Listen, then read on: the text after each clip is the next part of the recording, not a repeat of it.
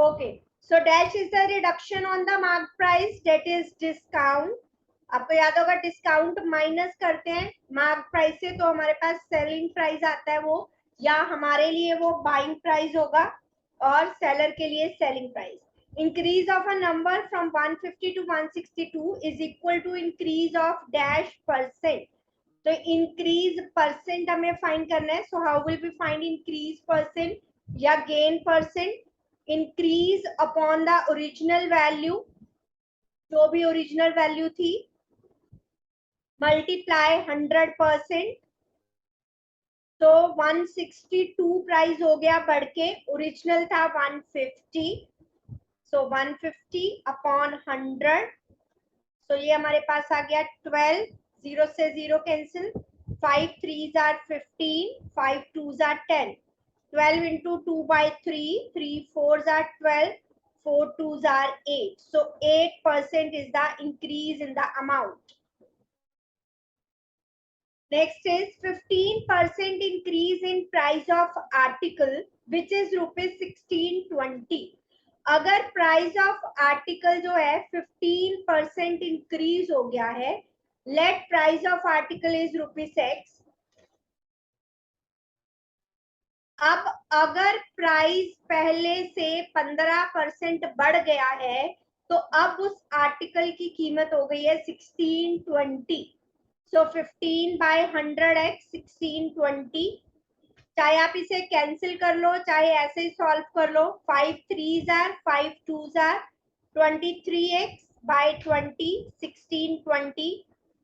सो ये हमारे पास आ गया x is equals to 1620 multiply 20 by 23. 2 2s are 4, 6 2s are 12, 2 1s are 2 plus 1 3. Divide करेंगे 23 से. 32400. 1 पे गया. 12 minus 3 9. 4 पे गया. 4 3s are 12, 4 2s are 8 and 1 2. 20 छोटा है, 2 डिजिट एक साथ उतारे तो 0. उसके बाद आगे चेक करते हैं. नाउ नेक्स्ट देखिए किस पे गया. 8 पे चेक करो.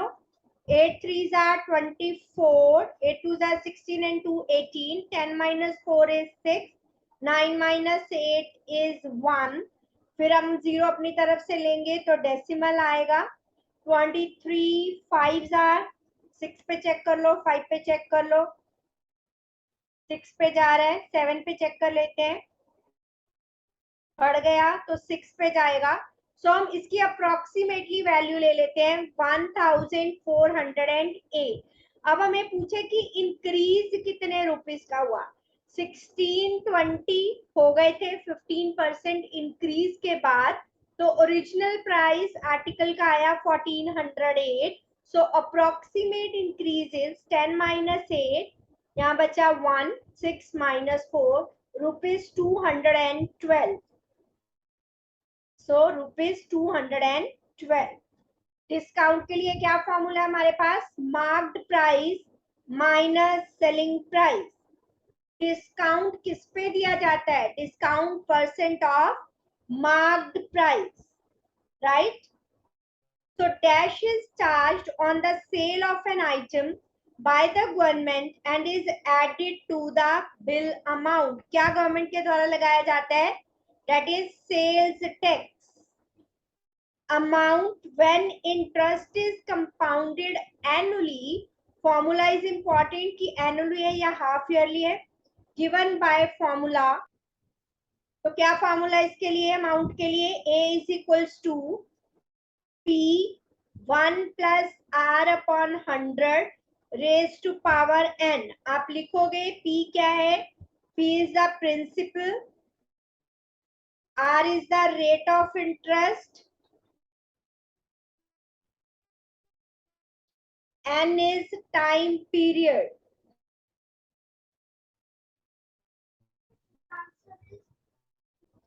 Sales tax is tax percent of bill amount. जब सेल्स टैक्स लगाया जाता है, आपका अमाउंट कितना है बिल का, उस पे लगेगा टैक्स. कि जितने भी परसेंट है किस पे लगेगा, कि आपका अमाउंट कितना है उस पे. चले नेक्स्ट पे. Okay. The time period after which the interest is added each time to form a new principal, कि हर बार टाइम पीरियड जिसके बाद इंटरेस्ट ऐड होता है उसको हम कहते हैं कन्वर्जन पीरियड। कि अगर मान लो हमने किसी से कोई लोन लिया और हमने कहा कि हम हर 6 मंथ्स बाद आपको इसका जो भी है इंटरेस्ट देते रहेंगे, तो इंटरेस्ट हर 6 मंथ्स बाद ऐड होगा, तो that is called conversion period.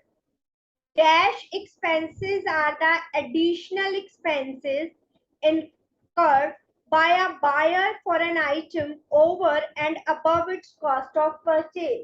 अगर बायर ने कोई चीज खरीदी, उसको ले जाने के लिए उसने कोई भी चीज यूज की, चाहे वो ऑटो हो, टैक्सी हो, कुछ भी, तो और अगर उसकी रिपेयरिंग पे कोई चीज कोई भी अमाउंट खर्च किया, तो ऐसे एक्सपेंस को हम कहते हैं ओवरहेड एक्सपेंसेस।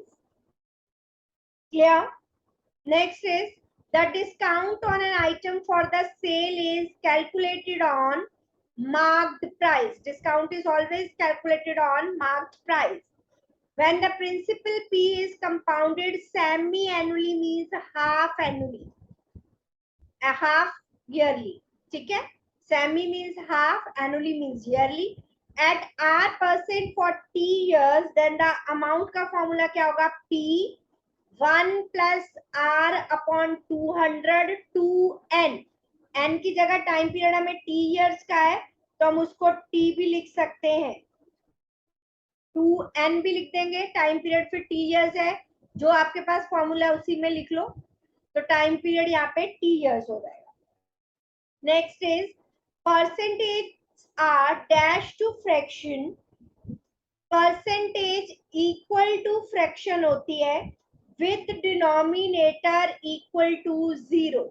अगर मुझे किसी परसेंटेज को फ्रैक्शन में लिखना है, जैसे 8%, I will write it as 8 upon 100, तो मैं इसको फ्रैक्शन में लिख सकती हूँ जिसमें डिनोमिनेटर 0 होगा, सॉरी 100 होगा। Next one, the marked price of an article when it is sold for this after a discount of 12%. Marked price is given, sorry, marked price we want to find. So selling price is given. So selling price of article is 880, right? Marked price we want to find. Let marked price be rupees X. अब अगर हमें discount मिला है 12% का, वो marked price पे मिलेगा। अगर किसी आर्टिकल की कीमत x रुपीस थी, उस पे मार्क डिस्काउंट मिला 12% का, तो बेचा उन्होंने 880 रुपीस का। So x minus 12% of x is equals to 880, 100 minus 12 that is 88, x upon 100. So what do we want to find? The marked price 880 multiply 100 by 88, so 1000. So x की value आ गई हमारे पास 1000. So marked price is rupees 1000. Clear? So question number 34. So marked price is rupees 1000. Next one, the compound interest on rupees 8,000 for 1 year at 16% per annum, compounded half yearly. That is important. So principal is given 8,000 rupees, 8,000. Question number 35. And rate of interest is given 16% per annum, and time period is given 1 year. Half yearly है, तो rate of interest क्या हो जाएगा? Half हो जाएगा, 8% पर half year, और time period 1 year means 2 half years. So or you can apply this formula directly, P1 plus R upon 200 upon N. या तो पहले इसमें कन्वर्ट कर दो या डायरेक्टली ये फॉर्मूला लगा दो, choice is yours. So principal is 8,000, rate of interest is 16% upon 200, and time period is 1 year. So 8,000, 2 8s are 16, 8 upon 100, 0.08. So 8,000, 1.08, time period is 2 years, 2.5 years are there. Here we will use 2n, अगर हमने यहाँ पे 200 लिखा है upon में. So 1.08 power 2 की value हमें question में ही गिवन है 1.1664. 8,000 multiply 1.1664. So multiply करेंगे, what we will get after multiplying 93312. 4 zero आएंगी, 3 जीरो तो कैंसिल हो गई, बचा अपॉन में 10. So 933. So our answer will be 9331.2. So this is our answer. So compound, we want to find the compound interest. This is the amount. So compound interest क्या होता है? Amount minus principal. 9331.2 minus 8,000. So 1331.2. 1331.2. Compound interest पूछा हमें. Clear? Let us move to next one. In the first year, on an investment of rupees this, the loss is 5%, and in the second year, the gain is 10%. The net result is. हमने investment की है. So question number 36. Investment in first year.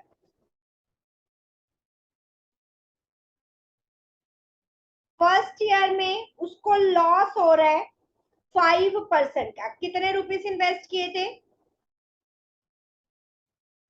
6 lakh. तो उसमें से 5% उसे loss हो गया. तो क्या बचा? 6 लाख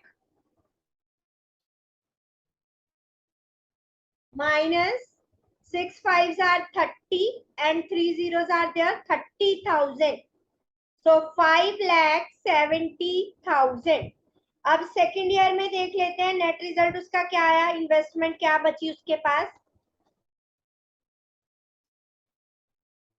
पहले ईयर में उसको लॉस हुआ, उसने 6 लाख इन्वेस्ट किए थे, अब इतने बच गए. अब सेकेंड ईयर में जो उसके पास थे उस पे उसको 10% का गेन हो गया. 2 जीरो से 2 जीरो कैंसिल हो गई. 5,70,000 plus 5,7,000, 57,000. So what we get? 7, 12, 6,27,000. तो उसका जो नेट रिजल्ट आया 2 साल बाद, जो उसने 6 लाख इन्वेस्ट किए थे, वो उसके बन गए 6,27,000. Clear to all of you? Let us move to next one then. ये थोड़े से लेंथी क्वेश्चंस हैं, ये वाले के चाहे आपके एमसीक्यू टाइप हैं या फिलअप्स हैं, लेकिन उनको आपको सॉल्व करके देखना होगा, तभी आपको रिजल्ट मिलेगा. So let us move to next question. Question number 37. If the amount on the principal of rupees this is written as 6,001 plus 5 upon 100 raised to power 3 and compound interest payable half yearly, then rate of interest per annum is and the time in years. अगर half yearly कहा है, so we have the formula for amount P 1 plus R upon 200 raised to power 2n, right? So अगर R upon 200, अगर मुझे इसे 200 बनाना है, तो it means मैं 2 से ऊपर और नीचे दोनों जगह मल्टीप्लाई करूंगी, और this is 3 years, right? So rate of interest हो गया 5. So rate of interest per annum के हिसाब से देखेंगे, so this is 10%. And what is the time period now? 2n is equals to 3. So n is 3 by 2. That is 1.5 year. Clear? Easy one. Next is by selling an article for 1,12,000, a girl gains 40%. Cost price of the article हमें करनी है find. So let us solve this one. Question number 38. Okay. So selling price of article is given. That is 1,12,000. और girl को gain हुआ है 40% का. Gain या loss that will be on the cost price of article. So let the cost price of article be ₹x. हमने मान लिया cost price x है. अब उस पे 40% का गेन हुआ तो इतने रुपए की वो चीज बेच दी. 0 से 0 cancel. So 2 2s are 4, 2 5s are 10, 5 plus 2 7x by 5, 1,12,000. So what is the value of x then? 1,12,000 multiply 5 by 7. 7 1s are 7, 7 6 are 42, 16 5s are 80. So ये हमारे पास आ गया 80,000. That is the cost price of the article. So cost price of the article was ₹80,000. Next one, the loss percent on selling 140 geometry boxes at the loss of selling price of 10 geometry boxes is equal to. Okay. Let the selling price of one geometry box. Question number 39. Selling price of one geometry box हमने मान लिया x है. अब 140 बेचे हैं तो selling price of 140 का हो गया 140x. और अगर 10 ज्योमेट्री बॉक्स की बात करें इट विल बी 10x. अब लॉस क्या होता है? Loss when cost price is more than the selling price. So what is the loss percentage? Loss percentage is loss upon cost price multiply by 100%. अब एक बार क्वेश्चन को दोबारा से देखो. The loss percent on selling 140 geometry boxes. 140 geometry boxes बेचे at the loss of selling price of 10 geometry box. तो 140 का 10 ज्योमेट्री बॉक्स के अकॉर्डिंग क्या लॉस होगा? टोटल उसने बेचे 140 भी बेचे और 10 भी बेचे. मीन्स टोटल जो 150 का कॉस्ट प्राइस होगा that is multiply 100%. So 10x upon 150x multiply 100%. सो 0 से 0 cancel. 5 3s are 15, 5 2s are 10. So 20 by 3 that is 6, 2 by 3%. So it will be 6. Sorry, this question 39, 6, 2 by 3%. Now let us move to next one, 40th. The cost price of 10 table is equal to the sale price of 5 table. So profit percent in this transaction is. Cost price की बात हो रही है. 10 table का जो है वो selling price 5 table के इक्वल है. So let cost price of 1 table is ₹1. Easy calculation के लिए हमने ₹1 मान लिया. आप ₹x भी मान सकते हो. अब 10 टेबल की कितनी कॉस्ट होगी? 10. अगर एक की ₹1 है तो 10 की हो गई 10. You can take it as x as well. So selling price of 5 articles, the 5 tables. अब उसने कहा जो 10 टेबल्स की कॉस्ट प्राइस है वो 5 टेबल की सेलिंग प्राइस है. नाउ अगर सेलिंग प्राइस 5 टेबल की ये है तो कॉस्ट प्राइस 5 टेबल की हो गई ₹5. तो कितना प्रॉफिट होगा? Profit percentage profit upon the cost price. Profit कितना हुआ? सेलिंग प्राइस ये है, कॉस्ट प्राइस ये है. तो प्रॉफिट हो गया selling price minus cost price. 10 minus 5 that is ₹5. और कॉस्ट प्राइस भी 5 टेबल की 5 ही है. मल्टीप्लाई 100%. तो उसको 100% प्रॉफिट हुआ. So profit on the transaction is 100%. Next one, Adiba bought 100 pens at the rate of rupees 3.50 per pen and pays sale tax of 4%. तो उसने total amount कितना पे किया? 3.50 एक पेन की कॉस्ट है, उसने खरीदे 100 पेन. तो पहले कॉस्ट प्राइस ऑफ 100 पेन से ये आ गया. ठीक है, सो इट विल बी 350. अब उसने टैक्स भी दिया है, सो टोटल अमाउंट पेड 350 के पेन खरीदे और उस पे 4% टैक्स दिया. सो 0 से 0 कैंसिल, मल्टीप्लाई करो इसे. 2 2s are 4, 2 5s are 10, 5 7s are 35, 7 2s are 14. So 350 plus 14, 364. तो टोटल उसने जो अमाउंट पे किया that is 364. Clear? Let us move to next one.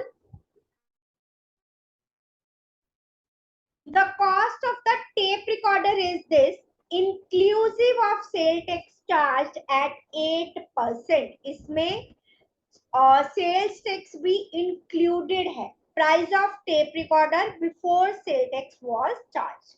Late cost price of tape recorder before sales tax was added rupees x. Sales tax include करने से पहले उसकी कीमत x rupees थी. अब इसमें 8% सेल टैक्स लगा तो 10,800 का टेप रिकॉर्डर मिला. Take the LCM. 100 plus 8, 108. 10800. So what we get the value of x as 10800. 100 upon 108, it will get cancel. So 100 into 100. So what you get? 10,000. So before adding tax, the cost price of tape recorder was 10,000. Next one is 2500 is greater than 500 by कितना ज्यादा है 2500 500 से? 2500 से कितना ज्यादा है 500? 2500 minus 500 2000. अगर मुझे परसेंट फाइंड करना है, original amount was 500, so 100%. 5 4s are 20. So it will be 400% times more. 4 times a number is a dash percent increase in a number. मान लो कोई नंबर हमारे पास है x. This is the question number 44. Let the number be x. So 4 times a number क्या हो गया? 4x. So increase कितना हुआ number में? 4x minus x 3x का. So increase परसेंट कितना हुआ? Increase upon the original number multiply by 100%. So there will be an increase of 300%. So question number 44, answer is 300%. Next one, 5% sale tax is charged on an article marked rupees 200 after allowing a discount of 5%. Then the amount payable is कि कितना amount pay किया होगा. Solve कीजिए.